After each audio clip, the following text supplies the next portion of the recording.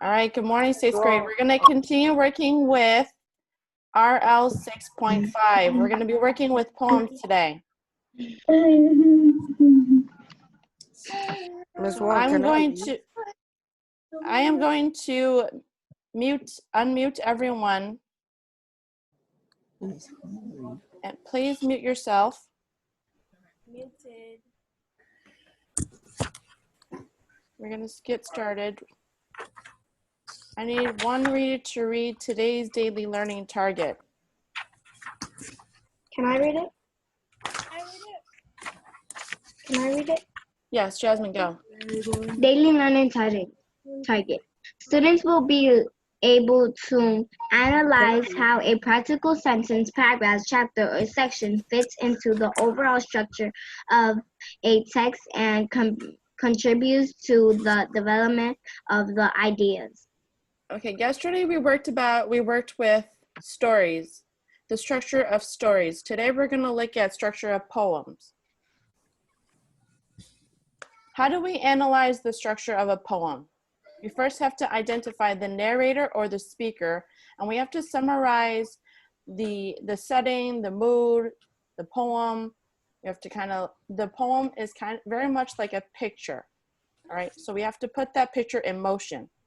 How do we do that? We have to look at different poetry elements.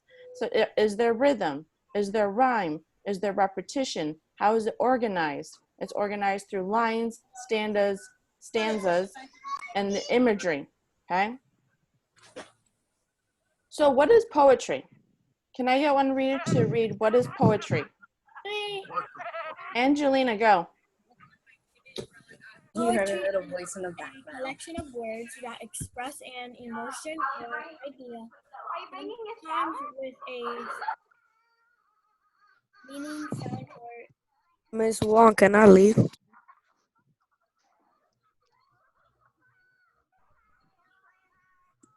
No, not right now. is meant to create an emotion response in a reader.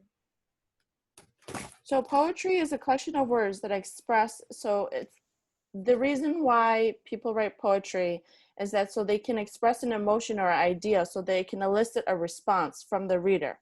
So you're going to have to figure out, well, why did he write this? Why did the author or the poet write this? So poetry is a form of expression because not all poetry is done the same way. There's an organization, there's a structure, but ultimately it's pretty much different from each person to person, right? The structural elements of poetry. So like I said, there was rhythm, which means there's a beat in a poem, very much similar like a song, right? Rhyme, words that have the same sound or same ending sound. So hat, pat, cat, those things. Repetition, words or phrases that are repeated.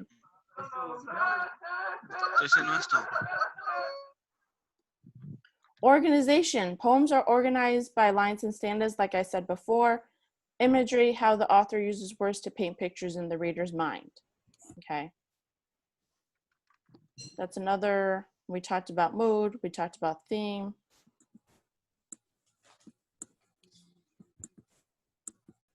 Some poetry tools that we use. Why do you think authors, especially in poetry, use figurative language?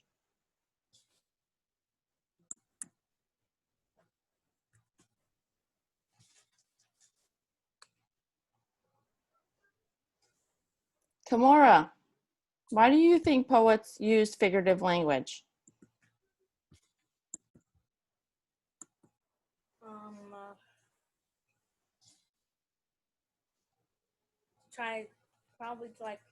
Try to be funny or something.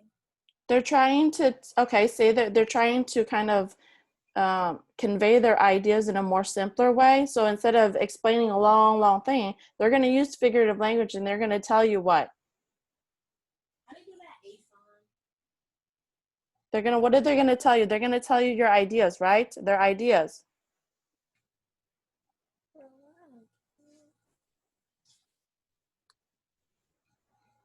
Okay, we talked about theme. Now there's different forms of poetry. So it's good to know what kind of poetry so that you know how to tackle the situation, right? Free verse means that there's no set line lengths, there's no really good structure, it's just kind of just writing it out just to get the feelings out, right? A narrative is usually something that when there's a story being told. So there's a beginning, middle, and end. It can rhyme, but it doesn't have to.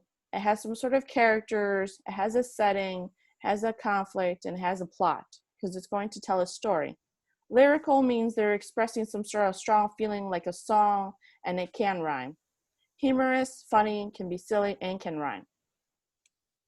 So when you are reading poetry, it's good to follow these steps. So as always, you're going to read it more than twice. Listen for the rhyme, because it's going to tell you how to read the poem, but also what kind of poem it is. Unfamiliar words, use context clues or a dictionary to define it, okay? Figurative language, all those things that we talked about, imagery, personification, metaphors, similes. Look at the type of figurative language. What is the poet trying to tell you, or compare, or exaggerate? Interesting, important words. We talked about word choice. Connotation. Does it have a positive connotation? Does it have a negative connotation? All right. Make sure you review your notes, because you're supposed to be annotating as you read. What is the theme? What is the author trying to tell you? I need one reader to read, "I sit by the fire and think."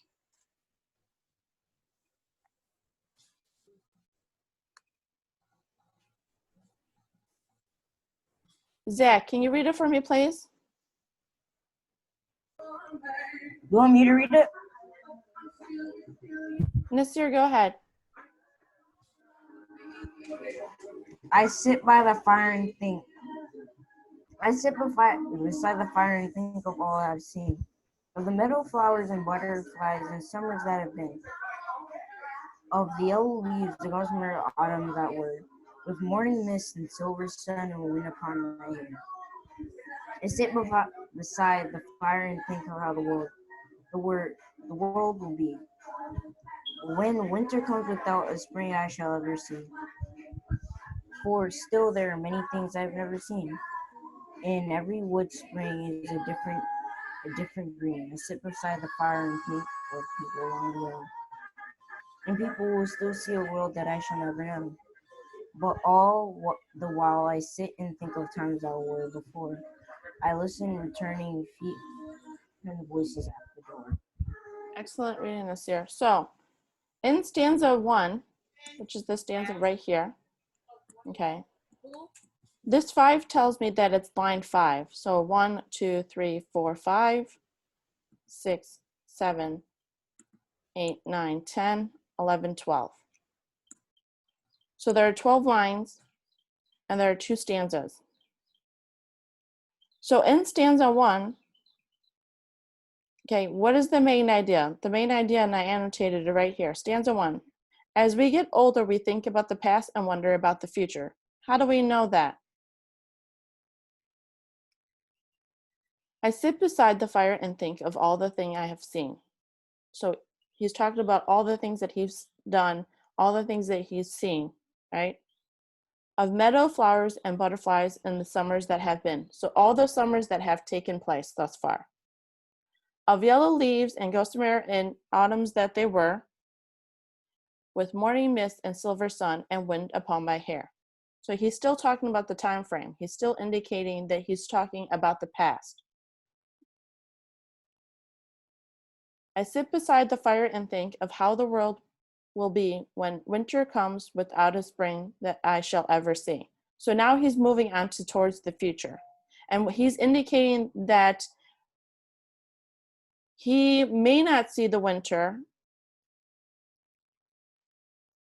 because maybe he won't be able to see spring. So now he's talking about that whole, if he's not going to be here, right? Because it's the unknown. Stanza 2. Okay, there are things in the future we may never do, but we can focus on our memories and live in the present. So, for still, there are so many things that I have never seen. He's talking about right now. In every wood and every spring, there is a different green. So in every place, and he's comparing it to all these different places, right? That it's, even though it's kind of the same, it's not. It's a different green. It's the same period, right? But it's not the same place. I sit beside the fire and think of people long ago, and people who will see the world that I shall never know. So he's talking about now he's moving into the future, because he's going to see all these people that he might not even be able to see. And all these people are in the future that may be here or may not be here, okay? But all the while I sit and think of times there were before. I listen for returning feet and voices at my door. People that are returned, that are going to tell him more about the places that he goes, or that they go, right? So the theme of this poem, right, is that we don't want the future holds. We don't what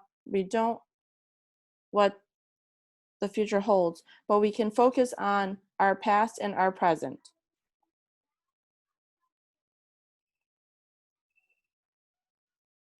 So we're not gonna, this is just a video that I found of reading the poem. So let's see if this works.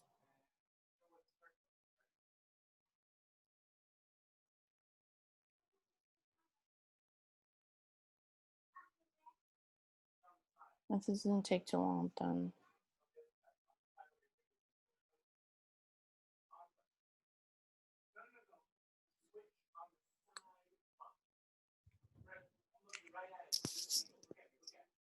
Can everybody hear it?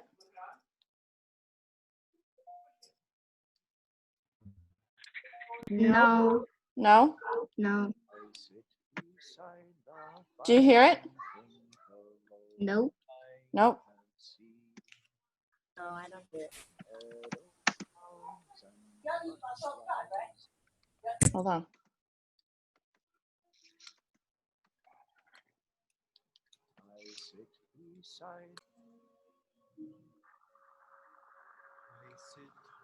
I get it.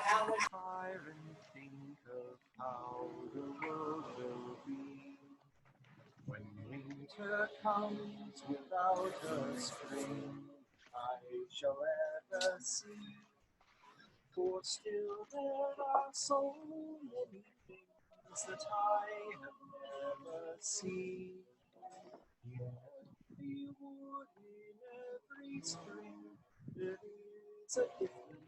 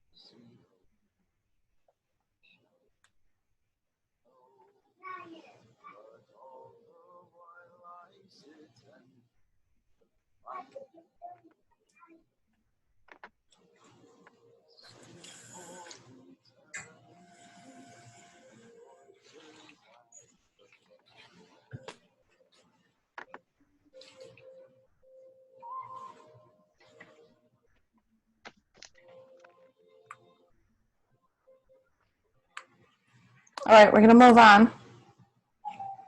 So based on this image, or just based on the video, I sit by the fire and think, what is the tone or the mood? Because generally, sometimes when you read a poem, there's a picture next to it. So what kind of feelings does that image evoke? Maybe warmth, maybe hope, maybe relaxation, nostalgia, all right? Does everybody know what nostalgia means? Being nostalgic. Nope. So you're reminiscing, you're thinking about the past, you're reflecting, you're kind of hopeful but sad. You're just talking about memories and you're thinking about memories. Okay? You're going to reflect. Sad Maybe you're memories? going to be thinking about something, enjoying kind of a positive connotation. So we're going to go through this. Which best describes the first stanza? Is it A, the speaker looks back on the past events with sadness and deep regret? Yes. B, the speaker looks ahead to the future events with excitement? C, the speaker thinks about the past and wonders about the future? Or D, the speaker thinks about all he has to do in the months ahead? So, can I answer? Mm-hmm. So, the first two answers, I'm going to use process of elimination. Mm-hmm. So, I will cross out B because it says the speaker looks ahead to future events with excitement. He Mhm. does look to the future, but the tone he uses doesn't express that he's excited. And also it was just a little part that he was thinking about the future. He was mostly thinking about the past. And also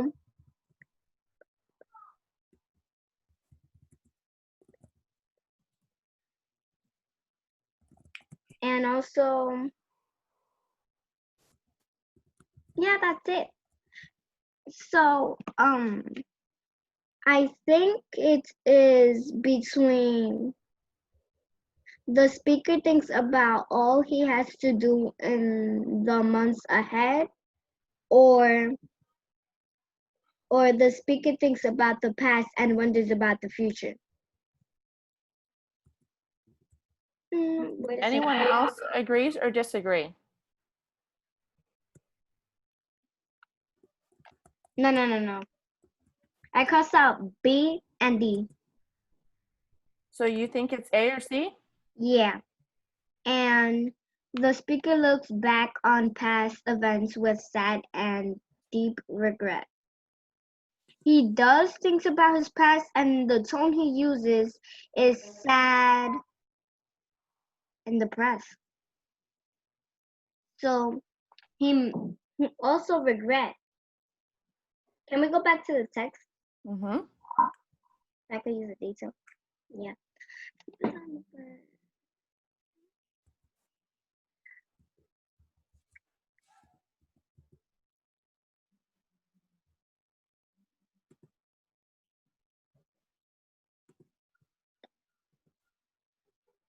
Yeah, I think it's we don't. No. I just have to fix that.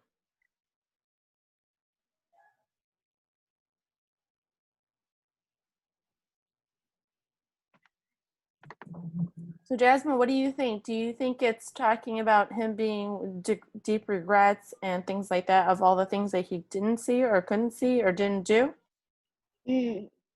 Yes, because right here it says, I sit beside the fire and think of people long ago, and people who will see a world that I shall never know. But all the while I sit and think of times there were before. I listen for returning feet and voices at the door. No, it's not A, because he did regret not seeing the future, but then he said, but then it changed.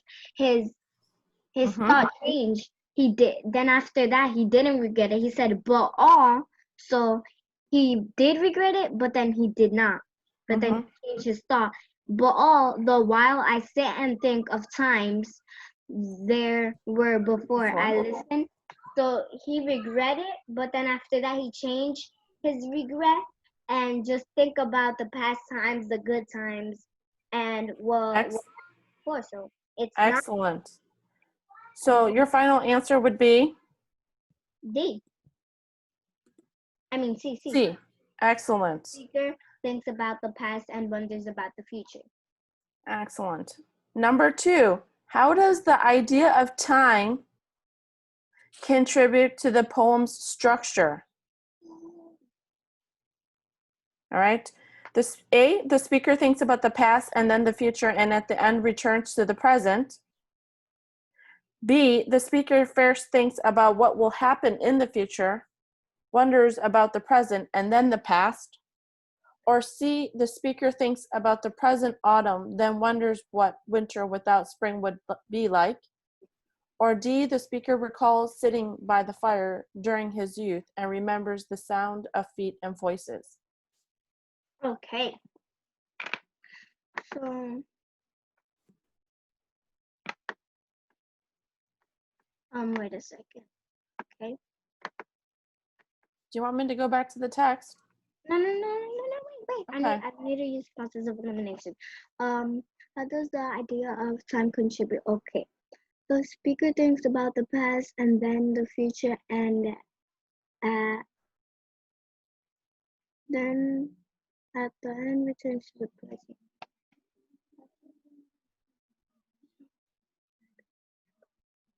So my answer choice is A, because the first thing he did, the first thing The first stanza indicated what? about the past. The first thing he thought was about the past, and then he thought about the future throughout the story.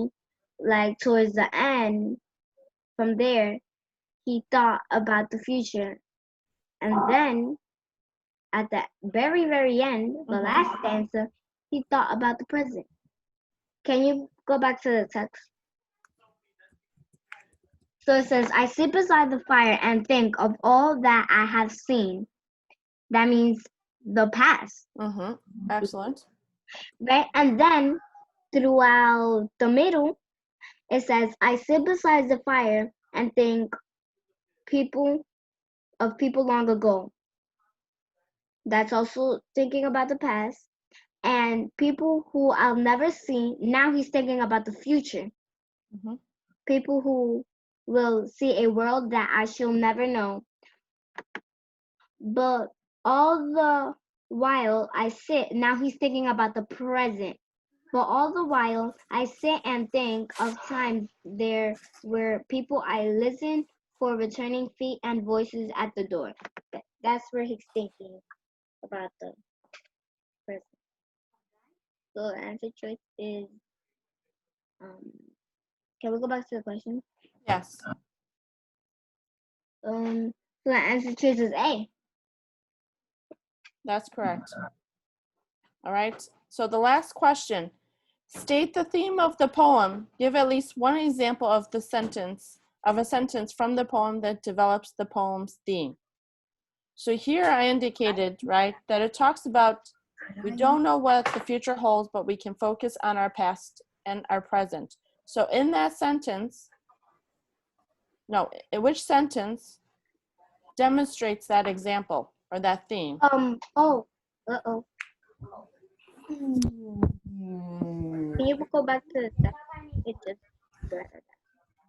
it says, I sit beside the fire and think of people long ago. That's the past. He's thinking about the past. Then he comes of thinking of the future. What holds the future? He's thinking what's happening in the future and what's holding the future. And then after that, it says, but all the while I sit.